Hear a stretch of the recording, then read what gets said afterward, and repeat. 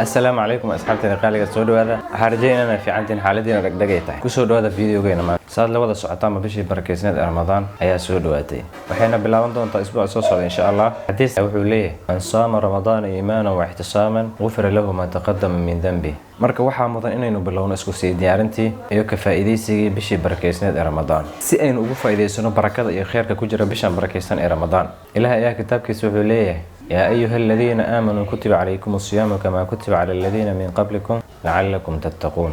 لا إذن ما شيء قيمة يوم مهمة إلى بشان بركيسان رمضان أو إنه كود الإركسان دمانتين وانا خانا قيمة هذا يوم مهمة إلى بشان رمضان وحي كم تاي بلا مهم سنة بلا مسلمك يوم مسلم أهم با وبش إنه هو نكسن وهي وحي إنه وسو وجهنا حريستا يجعل رب سبحانه وتعالى كجرب بشان بركيسان رمضان وحنا للجربة inaynu uga faa'iideysano sidayta bishani waa bishii cafinta waa bishii naxariista waa bishii quraan akhriska waa bishii wax bixinta iyo sadaqada waa bishii edbinta nafta ku dadaal wax walba wanaagsan ee sameyn karto ha yareysanin wanaaga waxaan idin la wadaagayaa qodobo muhiim ah intii lagu guda jiro bishan barakeysan ee Ramadan qodobka koowaad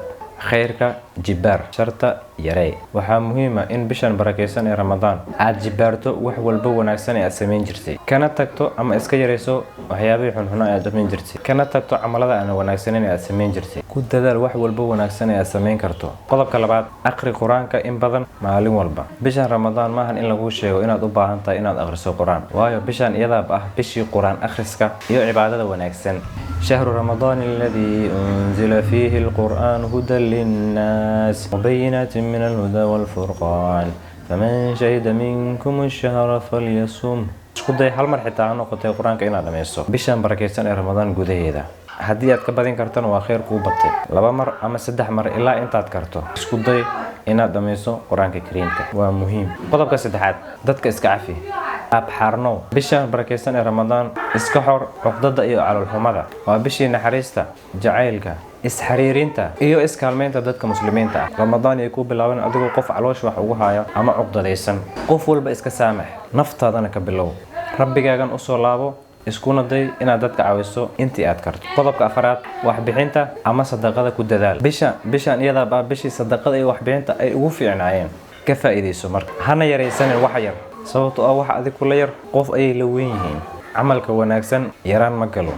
baxso haba yaraadaane muhiimadaad ha noqoto inaad wax baxsatay qodobka shanaad uga faa'iideyso bishan barakeysan ee Ramadan inaad caado wanaagsan ku barato ama isaga jarto mid xumeyd bishan Ramadan waa bisha ugu muhiimsan ee loo isticmaali karo edbinta nafta bishan waa bisha ugu wanaagsan ee aad caado wanaagsan aad dhisan karto sababtoo ah barakada iyo khayrka ay leedahay ayaa aad u badan caado wanaagsan inaad sameysatidna uma baahnid waqti far badan bishan way ka badan tahay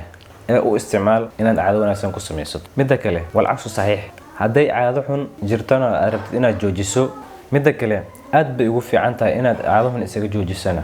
waayo albaabada naarta way xiran yihiin shayaadiintana way xiran yihiin kaliya naftaada leh ka adkoo oo control sida awgeed waxa fudud inaad caadada xun iska joojiso dhisatana mid wanaagsan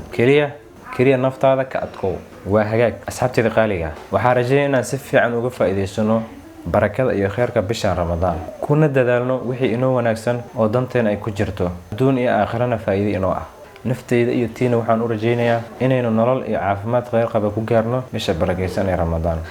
kana faa'iideysano barakadeeda kana mid noqono kuwii la imaaday cibaado iyo amal saalix ah insha Allah waxaan idin leeyahay dhamaantiinaba khayrka aynu ku tartanno Ramadan Kariim Ramadan Mubaarak ma'a salaama